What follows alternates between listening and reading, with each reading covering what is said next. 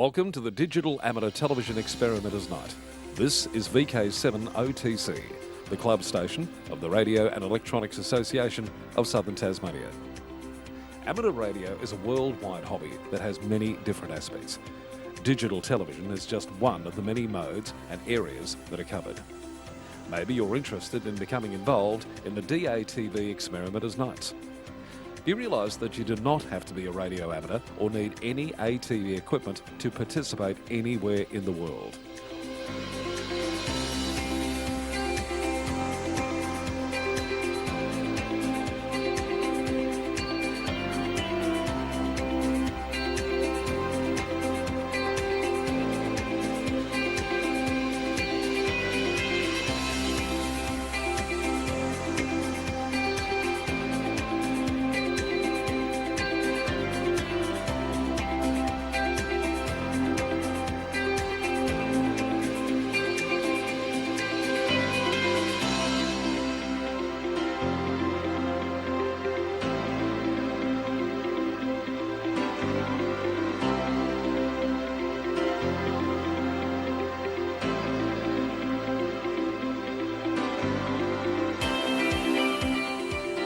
Also participate in the night by coming up to the Queen's Domain clubrooms. Yes, right on top of the Queen's Domain in the heritage-listed Coast Wireless Station.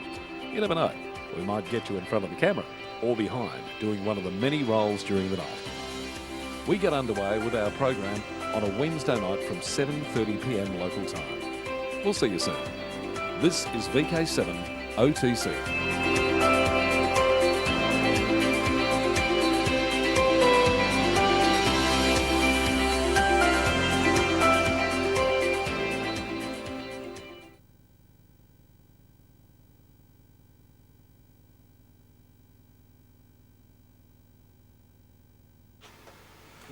Alright, this is VK7OTC, the club station of the Radio and Electronics Association of Southern Tasmania with our DATV Experimenters Night, and I welcome Ben, VK7BEN. Hello again. Yet again. Woohoo! This time with some interesting stuff, so hold that thought. So, just in recognition of the deep history and culture of this island, we would like to acknowledge and pay our respects to all Tasmanian Aboriginal people, the traditional owners of the land upon which we present tonight. Now, we already have a few viewers on the stream, so please let us know where you're coming from and say hi. And if you've got any questions, please shoot them in on the chat, or we also are listening on R2 as well. So, the reason I got Ben in the studio is we've been banging on about Caribou lights. Not the animals. No, not the animals. Correct. Yeah.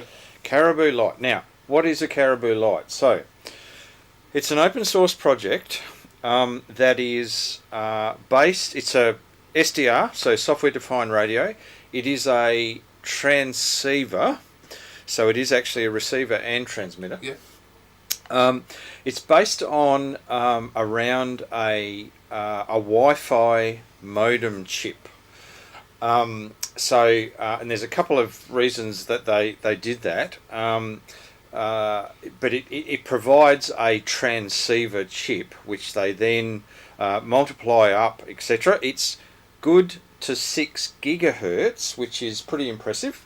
Absolutely. And in fact, that's when you sent me the link, because Ben is my technology consultant.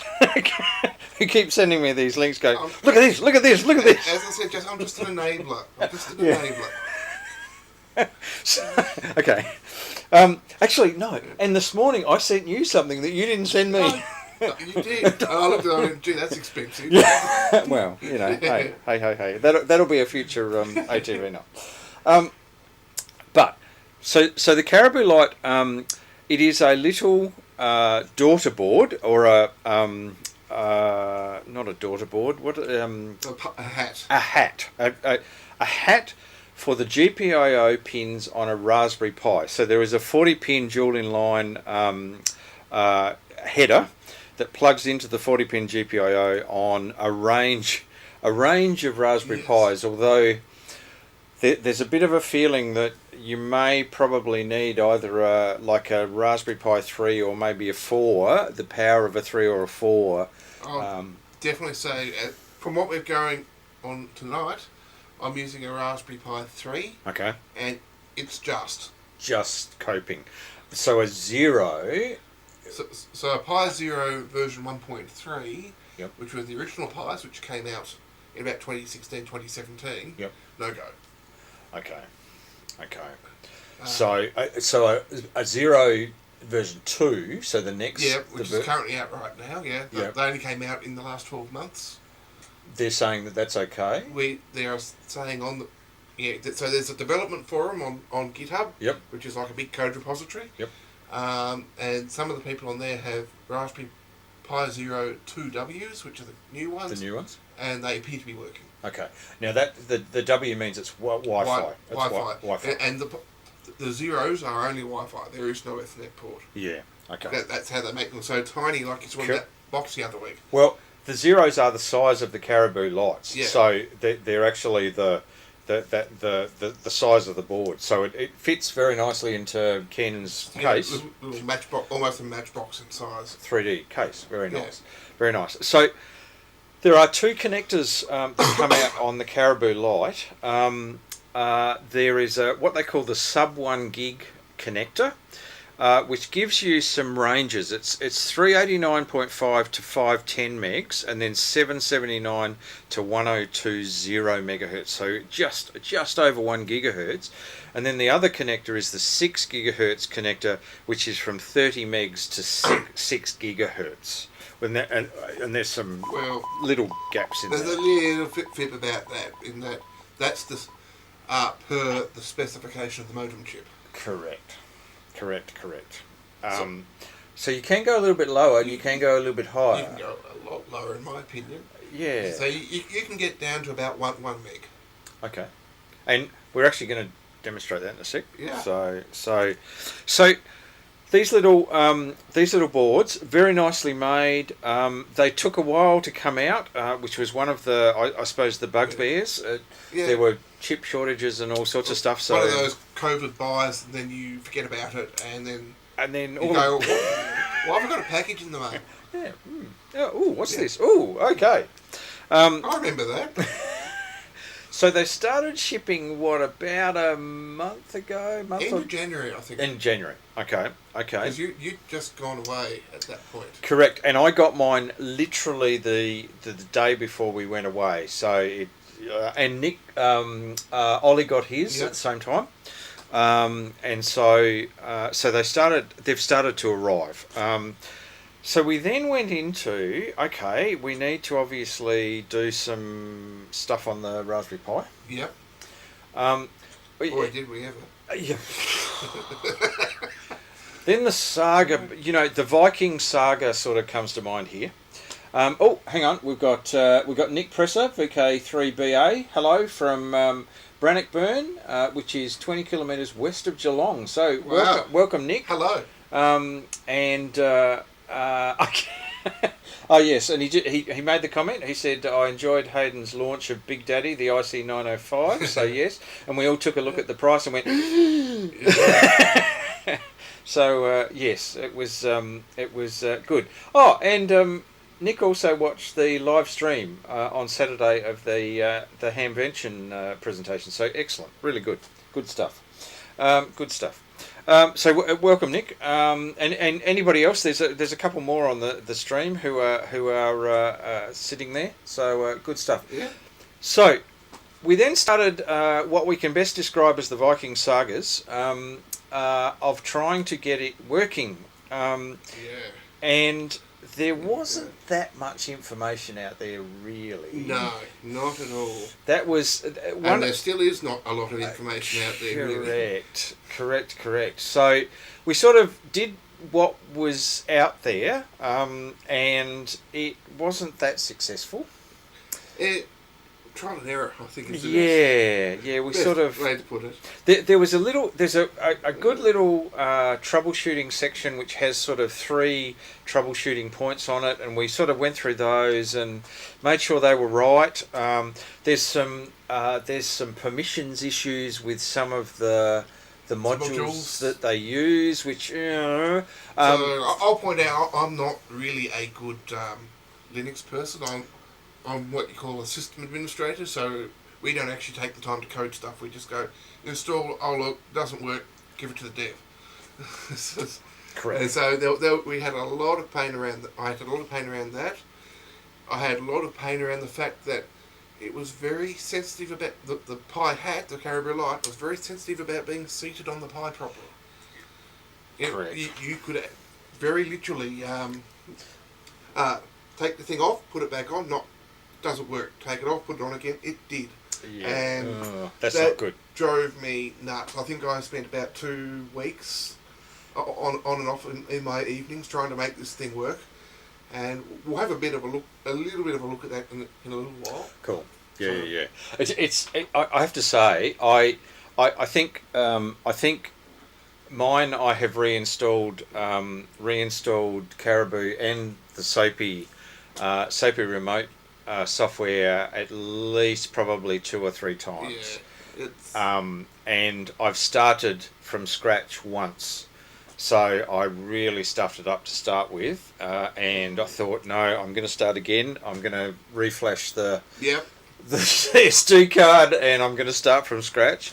I took a slightly different path to Ben's, because not that long ago, there's a guy who is fairly active on the Caribou site, who released the DragonOS. Ah, yes, yeah.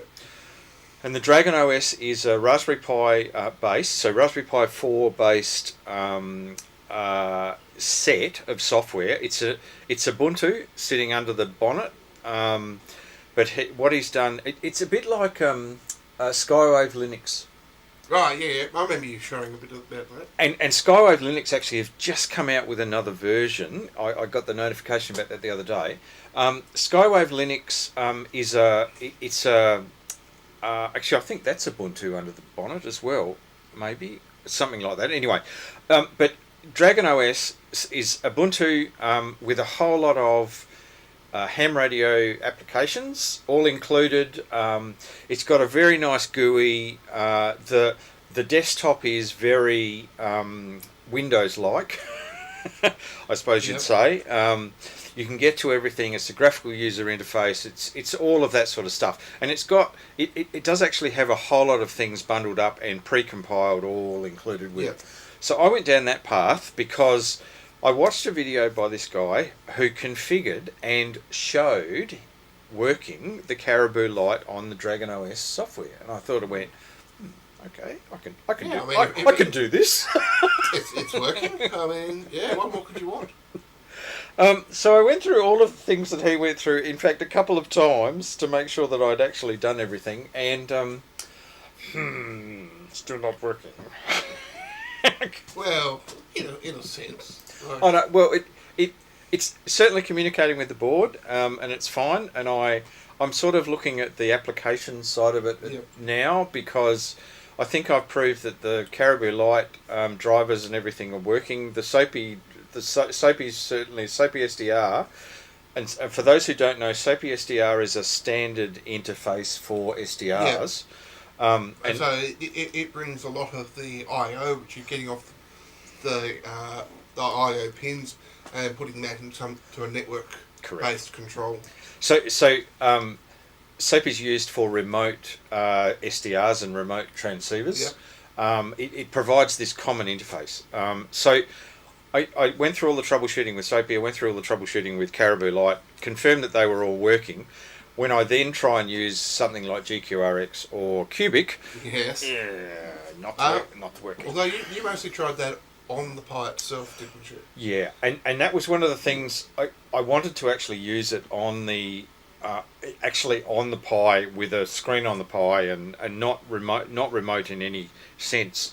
So that's something a little bit different to what Ben's trying. But anyway, we might actually demonstrate what Ben's tried and show the very nice. Very, very nice. Oh, sorry, that was a bit of a nasty transition, wasn't it? So what are we looking at, Ben? So what's happening here is my little Caribou Light and Raspberry Pi are sitting in the other room, attached to the 160 metre end-fed antenna outside, so hopefully that provides a little bit of gain. Yep. And what you're seeing here is the CubicSDR interface. Now, CubicSDR is just a little bit more basic than, say, GQRX or SDR Sharp. You don't have as many controls available to you. Cool. But probably one of the key features about it is that you can set up multiple VFOs across the band. So you can, for example, if we go up into the broadcast FM band, you can actually listen to 2 or 3 stations at the same time. Fantastic. So, okay. What I did notice when we started broadcasting was that the ATV tended to deafen everything, so it makes it a little bit hard to show and tell, but we do have some good old-fashioned FT8 there, which hopefully you can hear. And as you can see, in the bottom of the screen and centre is sort of the spectrum, and up the top we've got a bit of a zoomed in view. I can come all the way out. So as you can see here, there's actually quite a lot of bandwidth being watched all at one time. Correct. So I think they do about 4 megahertz of bandwidth. Yeah, it's sampling. 4 mega samples per second is I think the upper rate. So that's 4 megs. Yep. Let's just see if that might be a broadcast station. There. If it is, I probably can't hear it. Not really. See, now what did I say? Yeah. As soon as we started broadcasting, Casting. all of those signals. Now there goes a chirp radar signal that zoomed across there. Yep. I've actually been watching the little chirps happening. So we might just go further up here. In the band. Actually, go to 10 megs because you might be able to get WWV. Not really seeing it. The waterfall there. No, not really seeing it. What about 15 megs? That's the other WWV station. Like, yeah. I have been using this to listen to broadcast shortwave at home. I'm just trying to... hang on. Let's do that. So that's actually on 20 metres. So we'll go up here a bit and we'll zoom in a bit. So that's FT8 on 20 metres? Yeah, yes. If anyone's around here. So yeah, I mean, if anything, this is proving how well the broadcast signal out of the ATV up here deafens everything. Well and truly. The ATV signal... Yeah. Ooh, what's that? I don't know. Or is But that anyway, a I'll birdie zoom from it all something the way else? back out. Correct. Similarly, on the other hand, up on the FM spectrum, which Here we have a broadcast station, so... technically we should be pretty careful about doing. Correct, rebroadcasting, but you saw it there momentarily. What we can do, we'll zoom in a bit here, zoom in a bit more. We'll ignore that one. Actually get up here a bit, says I.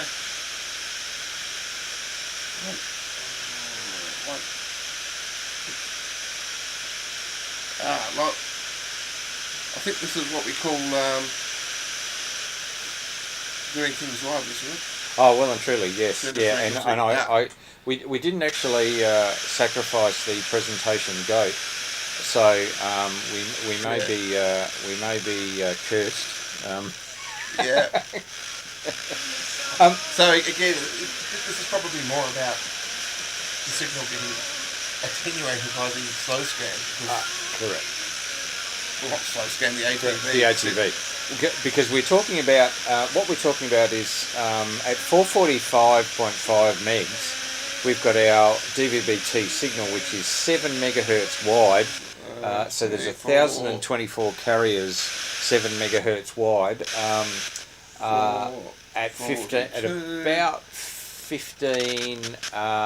about 15 watts. So most of the things up here get attenuated fairly substantially. 445. Keep going. Actually, Oh, 445. Yeah, no, we're there. And there's a bit of crash and There's stuff. a bit of I will point out that the other issue the Caribou light has is it's all unshielded. yes. So sometimes it does get its knickers in the knot. There we go. And the actual specifications on the website show the shield on both the top and the bottom of the board. Yeah. So I don't know whether they're going to be offering the shield at some point in the future. What about R2? We could do a test on R2. We can do that. So go down a little bit. 146,700. 140. And I'll just while Ben's setting that up, I'll just go across here. There's the Caribou light. You can at least see the lights there. The Caribou light in the next room through the studio glass. So it's sitting there, sitting there working away. Oh, hang on, that's it. Claims to be 140. Right, and again, Cubic's been A bit thingy. 14. This is live television, folks. Yes. There we go. 114. 1, 2, 3, 4, 5, 6. And if any of our viewers online on the stream or 146,700, I am pretty close to. Okay, do you want me to key up? It will probably help at this point. There's a signal. This is VK7OTC on the repeater, just doing a test for the ATV night. Over. And, well, there it is, I think. Whoops. No, Apologies. This is VK7OTC, just doing a test for the DATV night. Actually, that's your input, I'm seeing. Right, yes. 146,100. This is VK7OTC, just testing. 146. Yeah, as I said, unfortunately, due to the wonderful Cubic's playing games at the moment. Okay. So, yeah, I'll go back to old Trusty.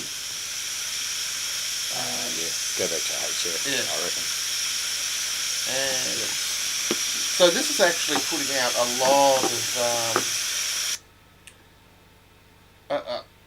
network traffic as well when they're doing this. Correct. Get it back down there. Oh, now, and in fact, that's something we didn't mention, Ben. Yeah. That's a good point, because one of the things that we realised very early on is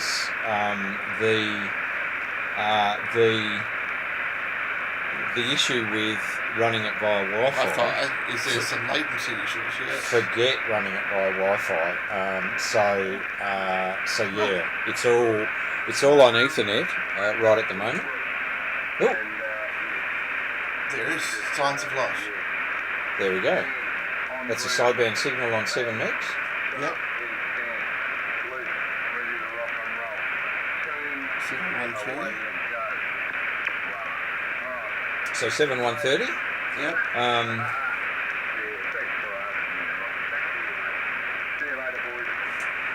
There we go. So yes, it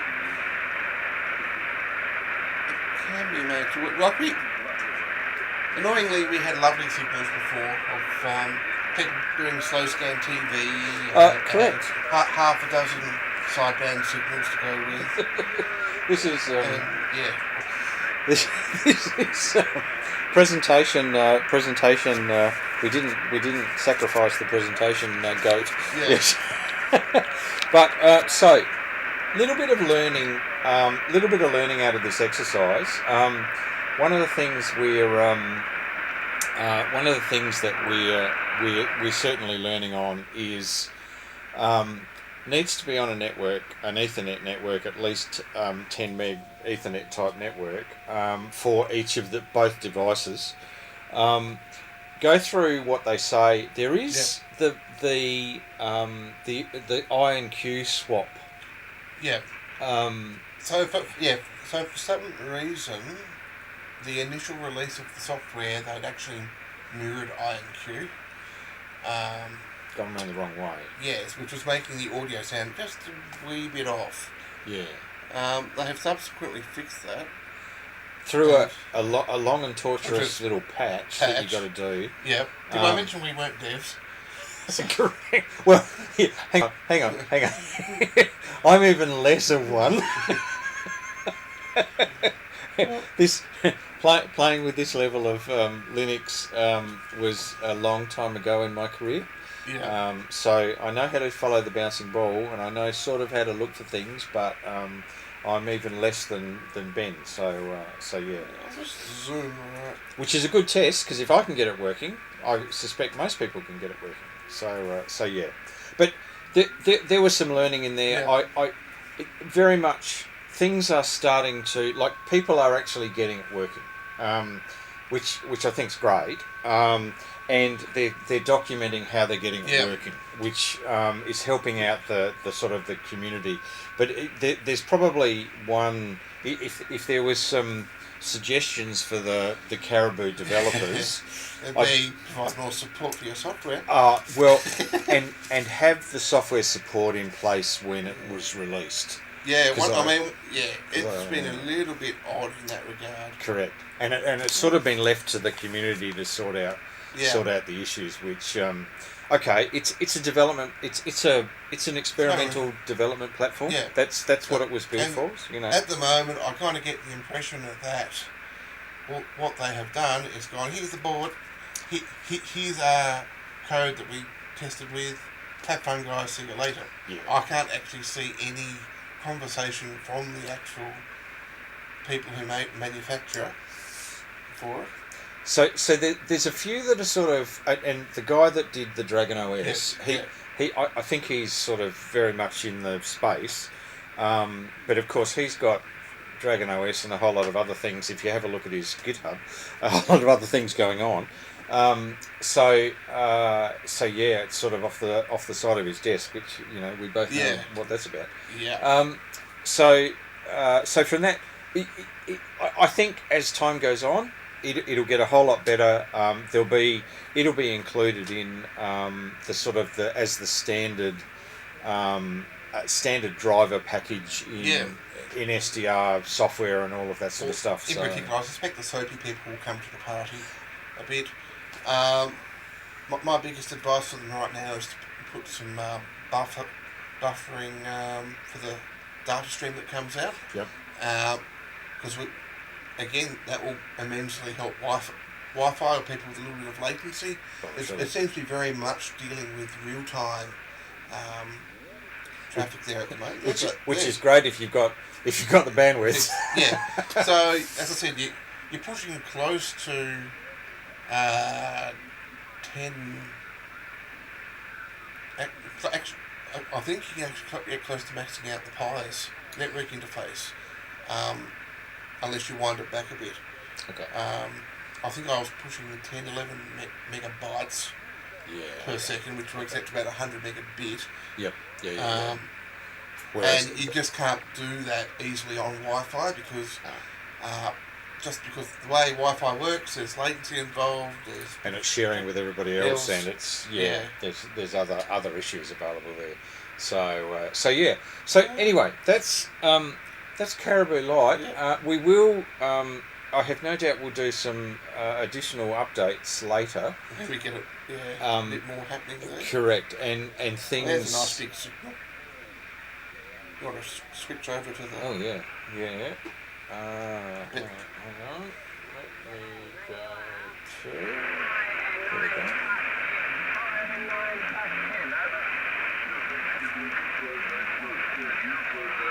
So, I mean...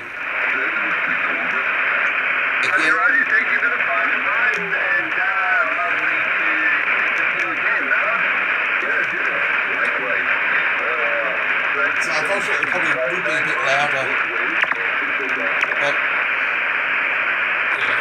Now, initially, I think it was you or somebody on the list made a comment. It seems a bit deaf. Yeah.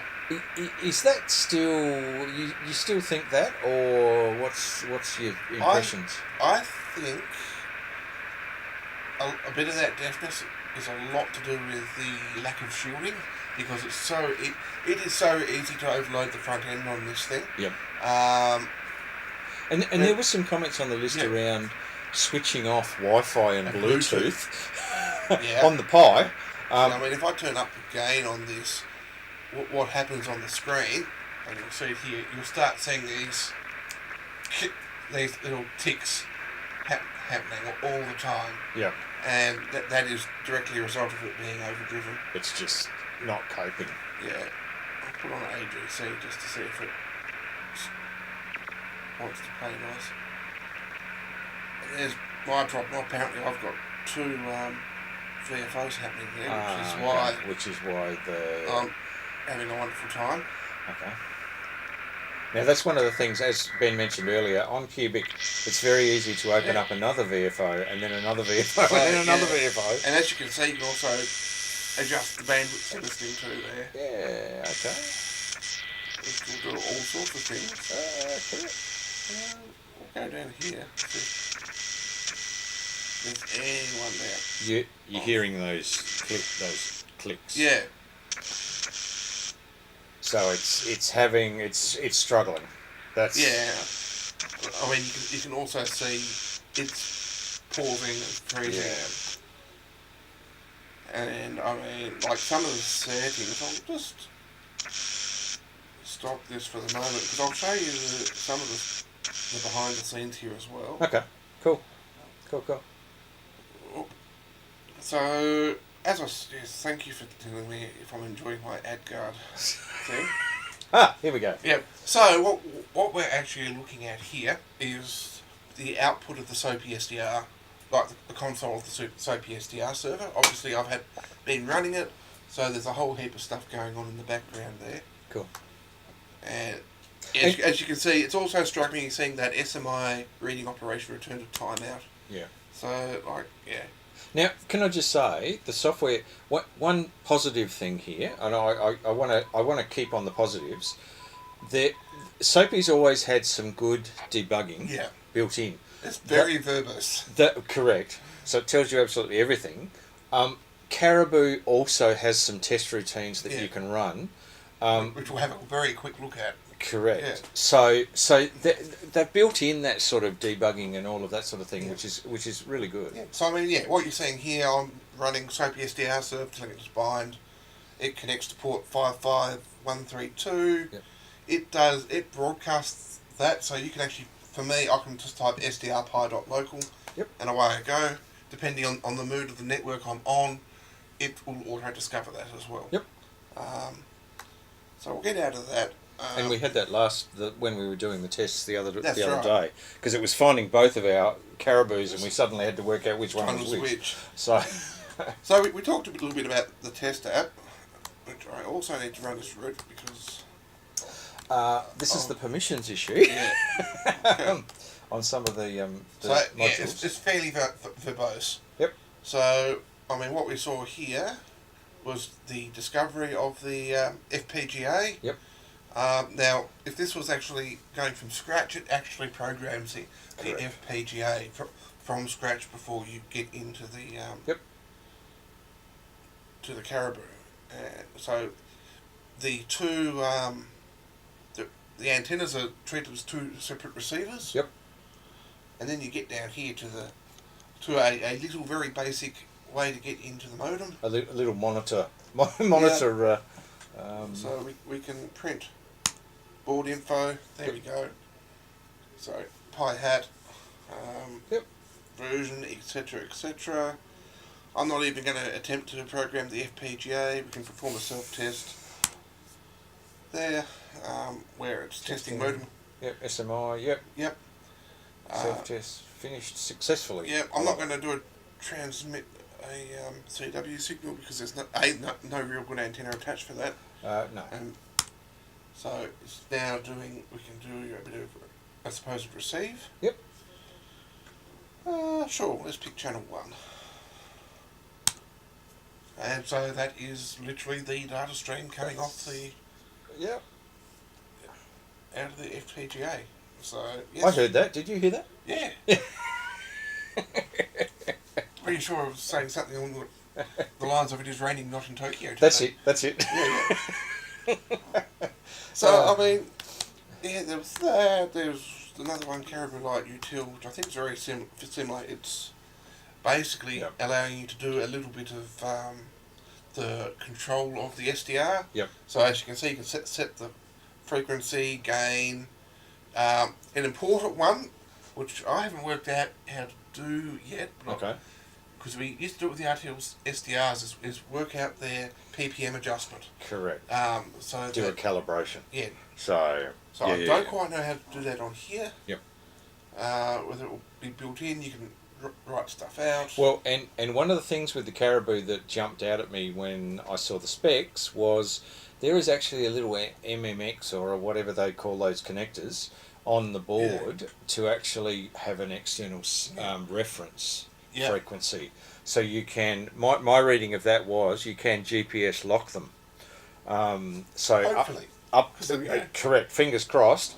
But they actually built that in. There's connectors on there. The only problem I can see though is if you put the shield on, I think the connector disappears. Possibly, yes. Yeah, I think there's something that I sort of looked at the board and I went, not sure that's going to work very well. But anyway. You could get around that with some very delicate stuff. Correct. Thankfully, Justin's offered to make the shields for this one. So thank you, right. Yeah, right. I'll be looking up the Caribou site and seeing whether they're another purchase. Yes. So yeah. But anyway. But I mean, in a nutshell, I think having it up here tonight, fully wired in, so like the laptop I'm using here, we're actually using a wired Ethernet connector. Yep. The Caribou light's in there, switch. Correct. It's probably the best I've seen it work for me here, with the exception of being deafened by the ATV signal. ATV. Yeah. It has, we're getting some really good signals out earlier tonight. And So the jury's out on whether it's deaf. I think deafness is a function of the length of wire attached to. Correct. And the shield, etc., etc., etc. So not quite sure. And certainly the specs on the modem chip are pretty good. Yeah. Actually, they're the minus 120 dBm, I think, something like that. Which is, that's if they actually get that out of the chip, that's a pretty good receiver. Yeah. So it's just excuse me. I'm not sure why Cedric's ringing me, but anyway. That's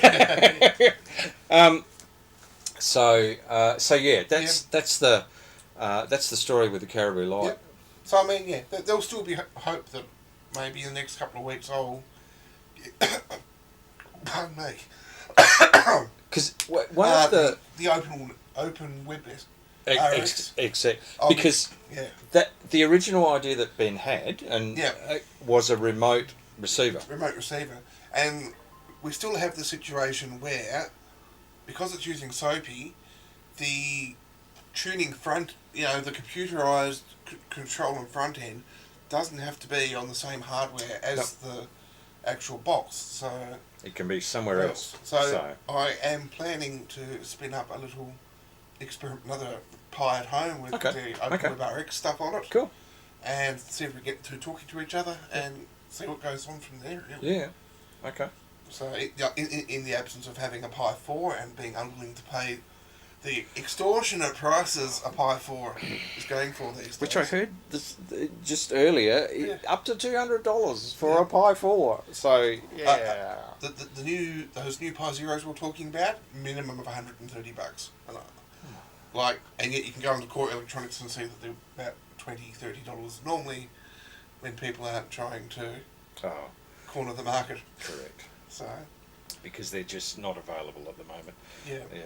So watch this space. We'll report back in future as we find more, and of course as it becomes as they start to fix some of these teething issues. But yeah, I suspect it's going to be a little while. My understanding is we were part of the early bird batch, so they're not quite in. I wouldn't say they're in full shipping at the moment. Yeah, so it will probably be a good couple of months before I think more people start getting them and going, this needs fixing. And actually getting in there and fixing it. That's the bottom line. So yeah.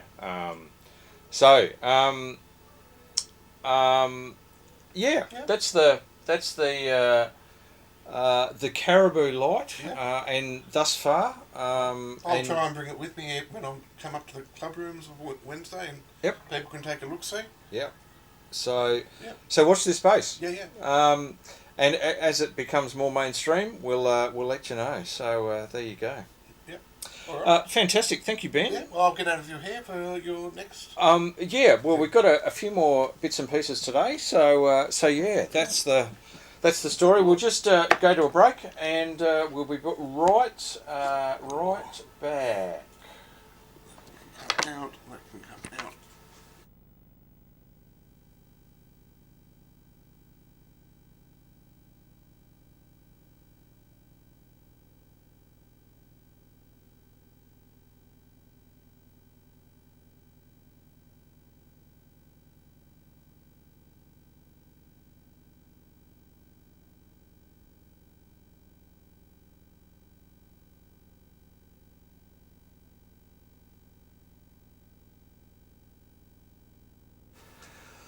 Okay, this is VK7OTC, the club station of the Radio and Electronics Association of Southern Tasmania, with our DATV Experimenters Night, and thanks to Ben and the Caribou light. So the next thing I was going to do was, because I've been promising this for a few weeks on our program, is for those who don't know about the Radio Amateurs Old Timers Society, the Radio Amateurs Old Timers Club of Australia Inc. I'll read it on the back. RAOTC put out a very nice magazine called OTN, or Old Timers News. It is a really well produced magazine. Comes out quarterly, I think, and contains lots of great articles. I was just going to go through a few of them just to give you a bit of an idea about what's in here. You can become, if you haven't been in amateur radio or held your license for 25 years, you can become an associate member, and then as you tick over 25 years, you become a full member. So yeah, that's the story with their news. Let me zoom out here a little bit. I just want to go through a few of the and switch on some lights here. Upper lights, that's a bit better. Now John Drew, VK5DJ, who lives down in the southeast of South Australia. Let me just try and do a little bit of focus there. Now John has a fantastic website, has a whole lot of things on the website. Probably the best known one is he's written a logger for the Remembrance Day contest, but it's his story on how I got to be a ham. There's a cat's whisker down here. There is a 955 Acorn valve here, and he talks about a 288 megacycle receiver when we had the 288 meg band. So that was a fair while ago. And he goes through his story. A few more valves there, a few more bits and pieces. A number 19 set over here that used post-war. And the Geloso VFO down here. The Geloso VFO was, I think, from memory, came as a kit and was very popular in a lot of receivers. Andrew Walton, VK3CAH, why is the tide turning? Do you really know why the ocean's tides behave the way they do? So something not quite amateur radio. Herman Williamson. Now, Herman is a great collector of Morse code keys. I've actually exchanged and bought some keys from him. And he talks about all about the jigger, the gold bars, and the torpedoes. So this is maritime operations. Willis Island radio console with radio operator John Walker VK4WV on duty. So now the one I wanted to show here is there is a wonderful article. This is part 1 from Winston Nichols up at Penguin, VK7EM, My Radio Life, and here's an early picture of him in his school days with what looks like a crystal set, the assembled Marconi 1-valve radio kit. And he goes through and talks about his life growing up and his school days, high school, and goes through his all of the things he built during that time.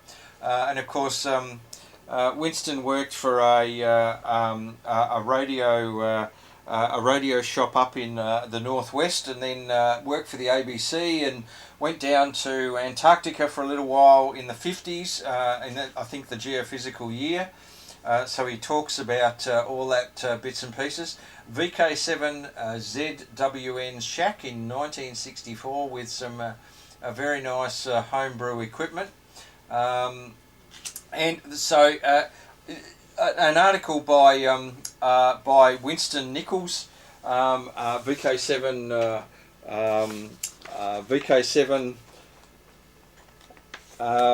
EM Echo Mike up at Penguin, and the second article is for next time.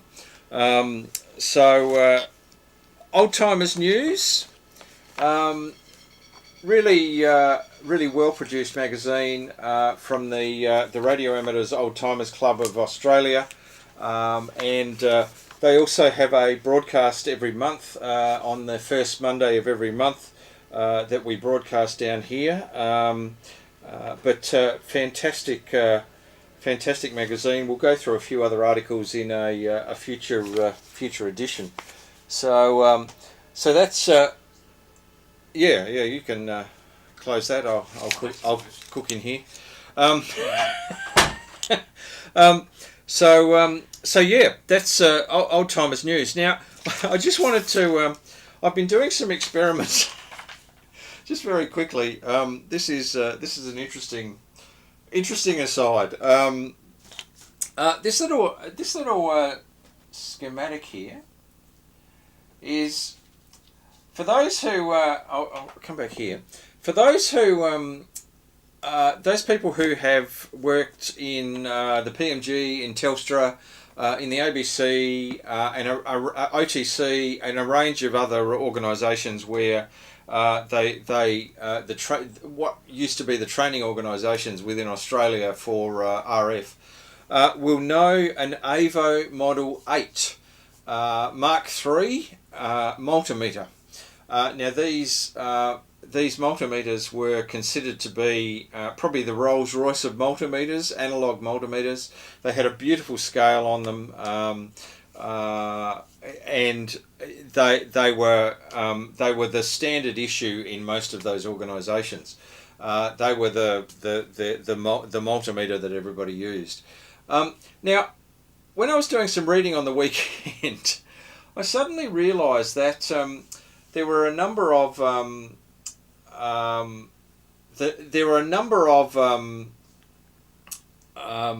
extra boxes that were available for AVO multimeters, and I didn't realise that these were actually available. And one of them, I was looking at, I needed to measure a very low resistance, and I'm talking milliohms, and there's a range of ways of measuring very low resistances. There's a 2, 3 and a 4 method of measuring very, very low resistances. And these days you have a digital box that has these connectors on, and you connect up the various 2, 3 or 4 lead connectors and set it in the particular mode, the bridge mode or whatever that you need to do. and they measure ultra low resistances.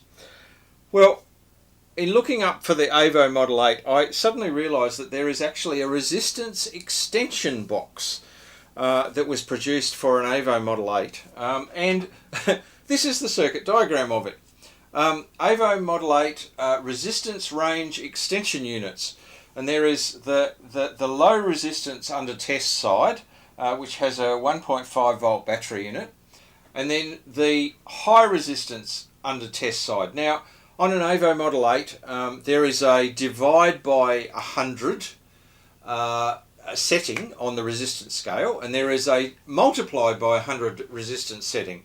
Now, those settings are for the low resistance, and when you divide by 100 and you put this box in place and your device under test goes across here, this goes to the meter, and you do a 0, so you set the 0 and then go to test, so the device under test is actually being measured.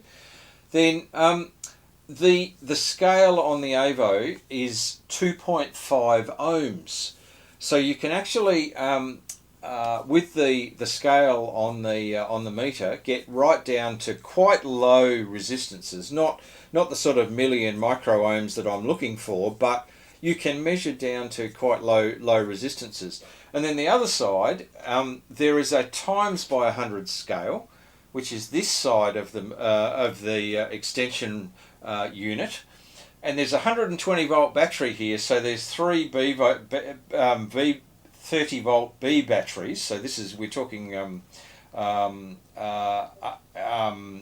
120 volt B batteries. You come up with 120 volts, which can measure quite large resistances across quite large resistances, and you do exactly the same setup. You go to the times 100, you do a set, you 0 it, and you go to the device on test. So very high resistances. So this is for like insulation testing and the like, where you're going to many tens to or hundreds of megohms. But this is, I didn't actually, I wasn't aware that there were a range of other boxes that enabled you to extend the range on these AVO Model 8s. So there's probably people out there that are going, oh, you didn't know about that. Of course, you can do all sorts of things with your AVO Model 8 and all of that sort of stuff. But anyway, so I have actually built the low resistance side of this, which plugs into the AVO. It's the set and test, and then there is the device under test. So low resistance under test goes across these connectors here, and you can plug the AVO leads in here if you really want to. And it's got a 1.5 volt battery in it, and it then makes the scale on the scale on the AVO Model 8, which I've got a couple of them, because you always need a spare. You can then, the scale becomes 2.5 ohms, so you can measure right down to, you probably, limit is probably 0.1 of an ohm.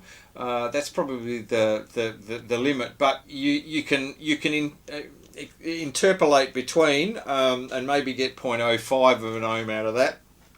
But anyway, AVO Model 8s, so you can actually measure quite low and measure quite high. So there you go.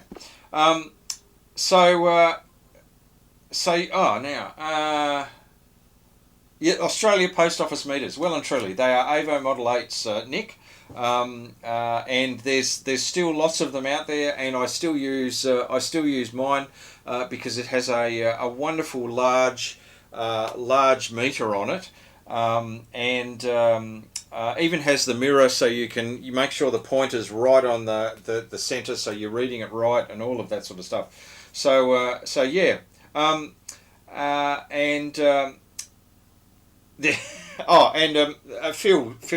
VK7ID has chimed in there. The AVOs were before the APO3s. Yeah, well and truly. The AVOs went out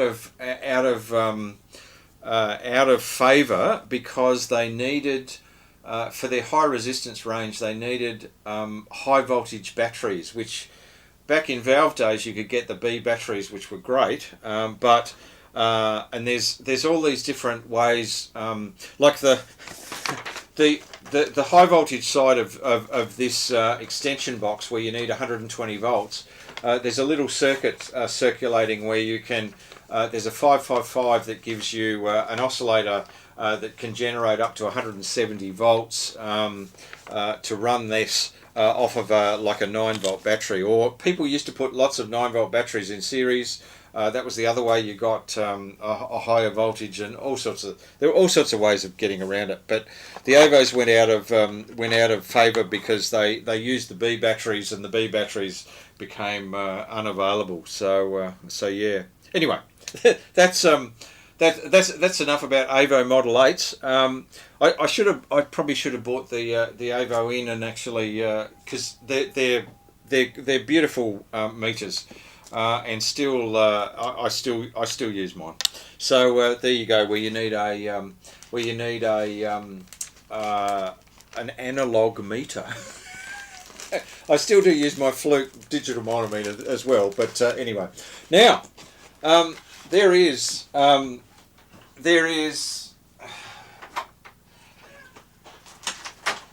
Yes.